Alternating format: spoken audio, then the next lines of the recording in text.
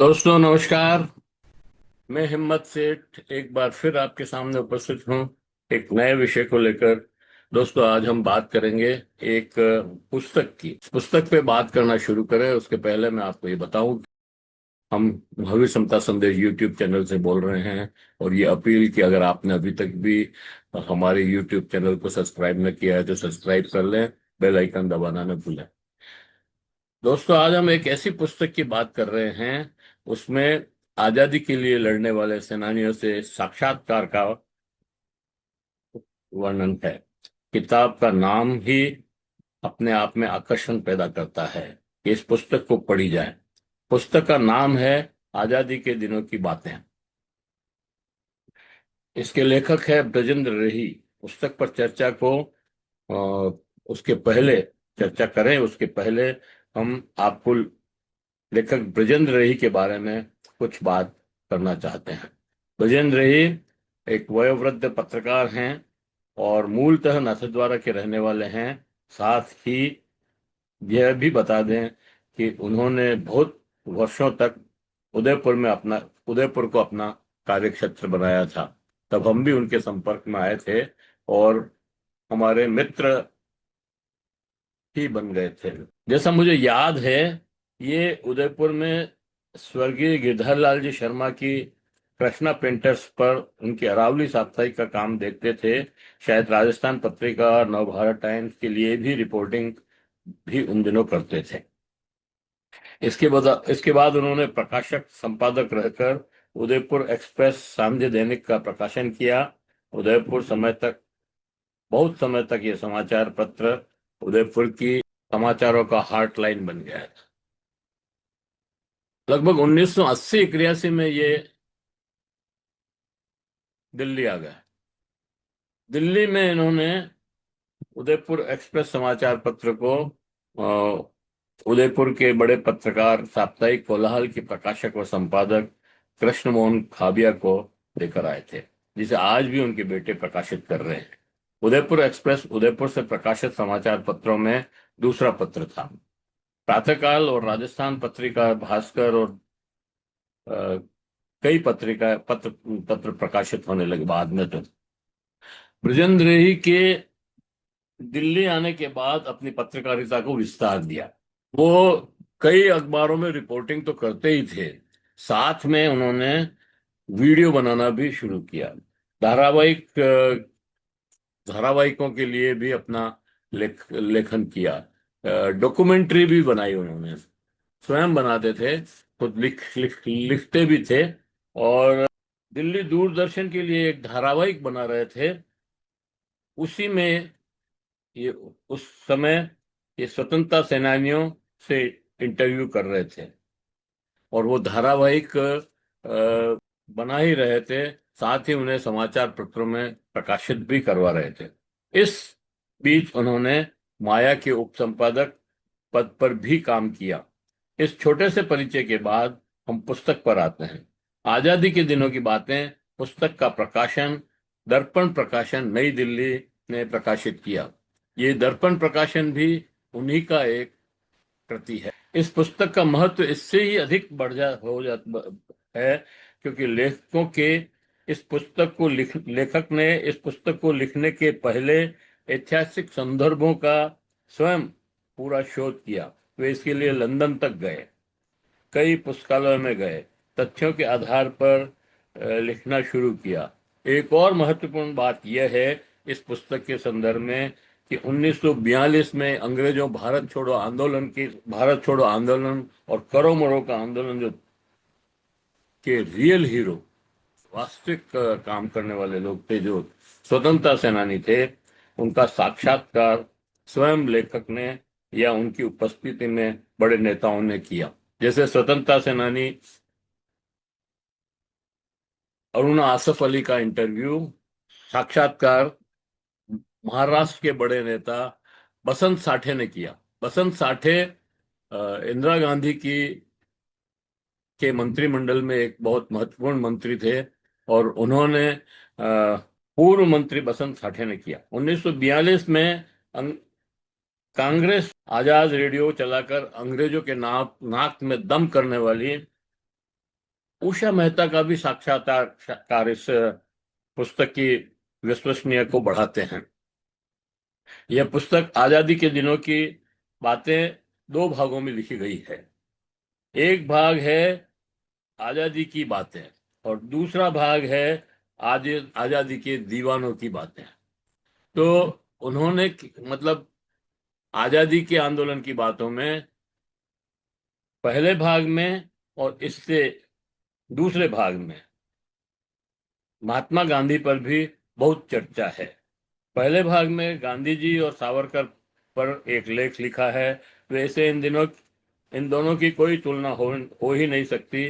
फिर भी ब्रजेंद्र रे ने सावरकर का नाम महात्मा गांधी जी के साथ लेकर सावरकर को बहुत महत्व दे दिया। वैसे दोनों की विचारधारा बिल्कुल अलग अलग थी। न केवल विचारधारा बल्कि जहां महात्मा गांधी देश को आजाद कराना चाहते थे, वहीं सावरकर 1923 के बाद बिल्कुल अंग्रेजों के दलाल के रूप में दिखाई दिए। इसके अलावा गांधी जी ने लॉर्ड हॉर्डिंग पर बम फेंकने की निंदा की। सत्याग्रही गांधी का भारत आगमन, गाय और गांधी, धर्म रहित राजनीति, शव के शव के समान, ये भी गांधी, बंटवारे से पहले गांधी और जिन्ना की वार्ता, करोड़ों मुसलमान हिंदुओं के वंशज हैं आदि लेख इसमें इस पुस्तक में गांधी जी पर एक महत्वपूर्ण चर्चा में करते हैं। इस तरह से गांधी बहुत ही मतलब इस पुस्तक में गांधी पूरी तरह से केंद्र में है। दूसरे भाग में पुस्तक के दूसरे भाग में ब्रजेंद्र रेही ने अरुणा आसफ अली, अमृतलाल नानावटी, डॉक्टर उषा मेहता, गुलाबचंद जैन, चौधरी ब्रह्म प्रकाश जो स्वयं 2 बार सांसद रहे और एक बार दिल्ली के मुख्यमंत्री भी रहे, शकूरपुर के रहने वाले थे, उनका भी इसमें इंटरव्यू है।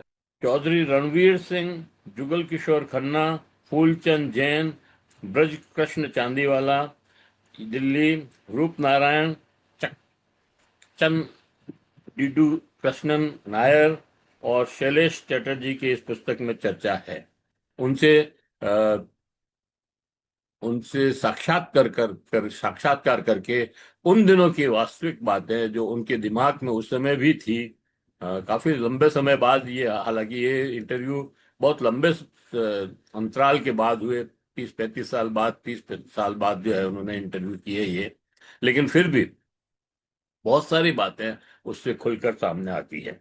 इस इंटरव्यू में ही हमने जाना, चांदीवाला के इंटरव्यू में, ब्रज कृष्ण चांदीवाला के इंटरव्यू से ही हमें पता लगा कि 1914 तक दिल्ली में कांग्रेस की कोई शाखा ही नहीं थी।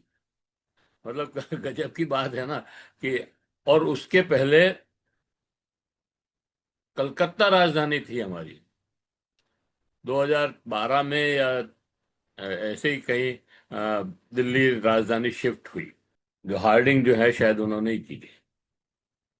ब्रजलाल ब्रज कृष्ण के ब्रज कृष्ण चांदीवाला के साक्षात्कार के समय समाजवादी चिंतक व प्रसिद्ध लेखक रजनीकांत वर्मा और हबीबा बानू जो उदयपुर के रहने वाली है के सामने लिया। रजनीकांत वर्मा से बात करते हुए ब्रजमोहन चांदीवाला के बारे में मैंने पहले भी बहुत सारी बातें सुनी थी। इसी तरह इस पुस्तक में कुछ फोटोग्राफ्स भी प्रकाशित किए हैं। मैं दिल्ली तो इससे भी उनकी इस पुस्तक की विश्वसनीयता बढ़ती है। दिल्ली गया तो अवश्य मैं इस पुस्तक के बारे में रईस साहब से और लंबे चर्चा करूंगा और जानूंगा कि ये पुस्तक उन्होंने किस तरह से लिखी, संपादक की, और कैसे कैसे उनको इन बड़े बड़े स्वतंत्रता सेनानियों से इंटरव्यू करने में क्या क्या दिक्कतें आई। इस पुस्तक के फ्लैप पर अंदर वाले में लिखा है, वो मैं पढ़ देता हूं। वे कौन कौन साहसी थे जिन्होंने विदेशी धरती पर जाकर ब्रिटिश राज की सत्ता को उखाड़ फेंकने के लिए ठोस प्रयास शुरू किए और अपनी कुर्बानी देने से भी नहीं हिचके। ये इसी पुस्तक में से लिया हुआ पैरा है। वे कौन थे जिन्होंने ब्रिटेन के मूल निवासियों को भारत की आजादी के आंदोलन में समर्थन देने के लिए तैयार कर लिया था? मतलब ब्रिटेन में भी लोगों को तैयार किया कि हमको आजाद किया जाए। ये राजनीतिज्ञ नहीं थे और न ही किसी राजघराने के शासक थे। वे थे पढ़े लिखे नौजवान, बुद्धिजीवी शिक्षक और अपने अपने विषयों के निष्णात युवा और उम्रदराज संपन्न देशभक्त। उन सभी के एक बात समान थी, वह थी किसी भी तरह भारत का ब्रिटिश शासन से मुक्त करा लिया जाए ताकि हर भारतीय आजादी की खुली हवा में सांस ले सके। इस पुस्तक में ब्रिटिश लाइब्रेरी के दस्तावेज भी पढ़ने को मिलेंगे, जिससे आजादी के आंदोलन की एक नई तस्वीर उभरी। तो दोस्तों, ये इस पुस्तक का की चर्चा है। बाकी तो उनसे चर्चा करेंगे। एक इतनी लंबी पुस्तक है, ये एक छोटे से वीडियो में समाहित नहीं हो सकती है। एक बात और, महात्मा गांधी ने जो लिखी है इस पुस्तक के अंदर, महात्मा गांधी के संदर्भ से लिखी हुई है, तो वो मैं और पढ़ देता हूँ। मैंने धार्मिक बातों से आपसे सहायता की प्रार्थना की है और एक विशिष्ट अर्थ में आप ही ये सहायता दे सकते हैं। किंतु मैं आपसे राजनीतिक क्षेत्र में भी सहयोग की प्रार्थना करता हूँ। मैं ये नहीं मानता कि धर्म का राजनीति से कोई वास्ता नहीं है। धर्म रहित राजनीति शव के समान है, जिसे दफना देना ही उचित है। सच तो ये है कि आप अपने तरीके से चुपचाप राजनीति को काफी प्रभावित करते हैं, और मुझे ऐसा लगता है कि यदि राजनीति को धर्म से विच्छिन्न कर देने का प्रयत्न नहीं किया गया होता, जैसा कि आज भी किया जा रहा है, तो जिस हद तक राजनीति का पतन हुआ दिखाई पड़ रहा है, उस हद तक नहीं गिरती। यह तो कोई नहीं कह सकता कि देश के राजनीतिक जीवन की हालत अच्छी है। ये महात्मा गांधी ने लिखा है और ये इस पुस्तक से ही लिया गया है। पुस्तक का, ये तो मैंने आपको बता ही दिया कि पुस्तक का प्रकाशन दर्पण उसने किया है। दर्पण प्रकाशन ने दिल्ली में है ये प्रकाशक, इसका ऑफिस। और 349 रुपये इसकी कीमत। तो दोस्तों, यही इसको समाप्त करते हैं। आशा है कि आपको ये पसंद आया होगा। पसंद आया तो लाइक करें, फॉरवर्ड करें, और लोगों को भेजें। और अगर वीडियो अच्छे लग रहे हैं, और अगर आपने अभी तक भी हमारे यूट्यूब चैनल महावीर समता संदेश को सब्सक्राइब न किया है तो सब्सक्राइब कर लें, बेल आइकन दबाना न भूलें। कमेंट बॉक्स में जाएं, कमेंट लिखें, सुझाव दें। आपके कमेंट और सुझाव हमें और बेहतर करने की ओर अग्रसर करेंगे। जय हिंद, जय भारत।